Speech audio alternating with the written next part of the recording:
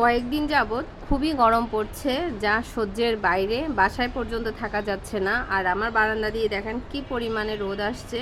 ভেজা কাপড় মনে হয় শুকাতে দিলেই 10 মিনিটের মধ্যে শুকিয়ে একদম কড়কড়া হয়ে যাচ্ছে।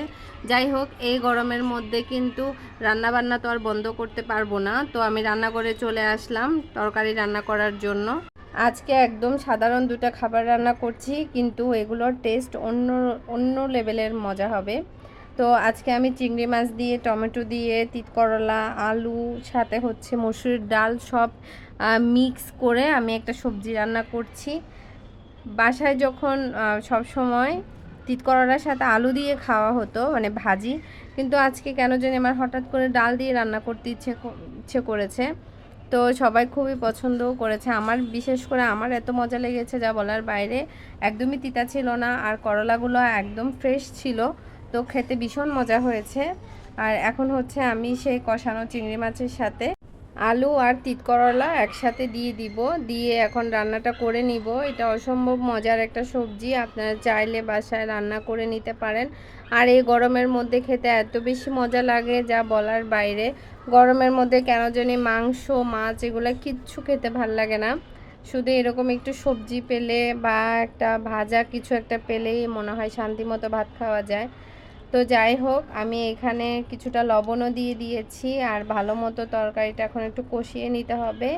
আর কষানো হয়ে গিয়েছে, প্রায় 5-7 মিনিটের মতো কষিয়ে নিয়েছি। আর এখন কিছুটা ঝোলের জন্য পানি দিয়ে দিব, দিয়ে আমি সুন্দর মতো তরকারিটা রান্না করে নিব, মানে সবজিটা সেদ্ধ হওয়া পর্যন্ত। দেখতে যতটা কালারফুল লাগছে, খেতেও কিন্তু খুবই মজার হবে। আগে আগে যখন আম্মু কচুরলতি বাছতো, তখন কিন্তু নখ কালো হয়ে যাবে সেই ভয়তে কচুরলতি কখনোই বাছতাম না। আর এখন দেখেন বিয়ের পরে কি সুন্দর করে কচুরলতিটাও বেছে নিচ্ছি, রান্নাও করে দিচ্ছি সবাইকে। বিয়ের আগে আর বিয়ের পরে মেয়েদের লাইফের একটা বিস্তর ফারাক থাকে, কিছুর পরিবর্তন হয়ে যায়। আচ্ছা যাই হোক, সংসারের কাজ তো করতেই হবে, সেটা তো আর ফাঁকিবাজি করার জায়গা না।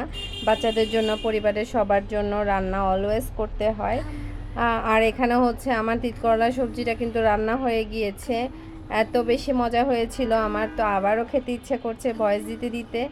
এখানে হচ্ছে আমি চিংড়ি শুটকি দিয়ে কচুরলতি রান্না করছি। চিংড়ি শুটকির দিয়ে কচুরলতি রান্নাটা এত বেশি মজার হয়। সাথে কিন্তু আমি দুটো টমেটোও কুচি করে দিয়ে দিয়েছি। কচুরলতি সব সময় যদি একটু ভাপিয়ে নেন তাহলে কিন্তু একদমই গলা চুলকাবে না। তবে আমার কচুরলতি সব সময় কিন্তু অনেক বেশি ভালো হয়, মানে আমার কখনো ভাপিয়ে নিতে হয়নি।